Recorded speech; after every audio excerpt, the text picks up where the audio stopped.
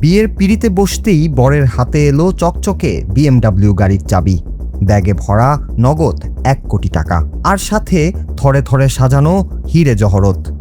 না, এটি কোনো সিনেমার দৃশ্য নয়, বরং বাস্তবেই এক রাজকীয় বিয়ের যৌতুকের বহর দেখে রীতিমতো চোখ কপালে উঠেছে নেটিজেনদের। বিয়ের আসরেই মাইক্রোফোন হাতে যখন ঘটা করে এসব উপহারের তালিকা ঘোষণা করা হচ্ছিল, তখন উপস্থিত অতিথিরাও ছিলেন বাকরুদ্ধ। কিন্তু প্রশ্ন উঠেছে, এই বিপুল পরিমাণ উপটোকন কি শুধুই উপহার, নাকি নিষিদ্ধ যৌতুক প্রথার এক চরম আস্ফালন?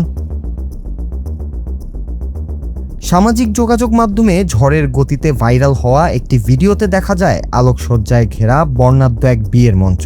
সেখানে বরকে ঘিরে আত্মীয় স্বজনের ভিড়, আর তার মধ্যেই একজন মাইক্রোফোনে ঘোষণা করছেন বরের পাওয়া উপহারের লম্বা ফিরিস্তি।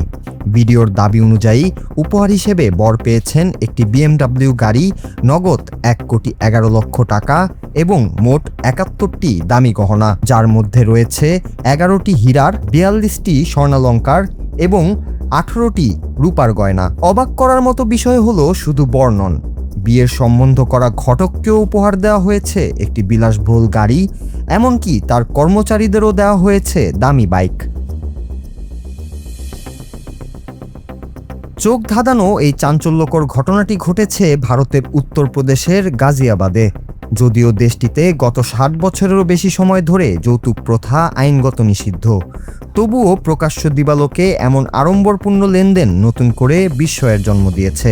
বিয়ের মতো পবিত্র একটি বন্ধনকে এভাবে অর্থের বিনিময়ে কেনা বেচার পর্যায়ে নিয়ে যাওয়ায় হতবাক হয়ে পড়েছেন নেটিজেনরা। আধুনিক যুগেও আভিজাত্য প্রদর্শনের নামে যৌতুক প্রথাকে এভাবে উৎসাহিত করা হচ্ছে দেখে কপালে ভাঁজ পড়েছে সবার। ভিডিওটি ছড়িয়ে পড়তেই ক্ষোভে ফেটে পড়েছেন নেটিজেনরা। কেউ মন্তব্য করছেন, যৌতুককে যারা সম্মানের প্রতীক মনে করেন তাদের লজ্জা হওয়া উচিত। আবার কেউ কেউ প্রশাসনকে ট্যাগ করে লিখছেন, যদি এটি সত্যি হয় তবে দ্রুত আইনি ব্যবস্থা নেওয়া দরকার, কারণ এই প্রথা অগণিত মেয়ের জীবন নষ্ট করে দিয়েছে। বিলাসিতার আড়ালে এই অসুস্থ প্রতিযোগিতা কি কেবল আভিজাত্যের লড়াই, নাকি এক ভয়াবহ সামাজিক অবক্ষয়ের চিত্র? সেই প্রশ্ন এখন ঘুরপাক খাচ্ছে নেট দুনিয়ায়। Noor Raju, Bangla TV, news desk.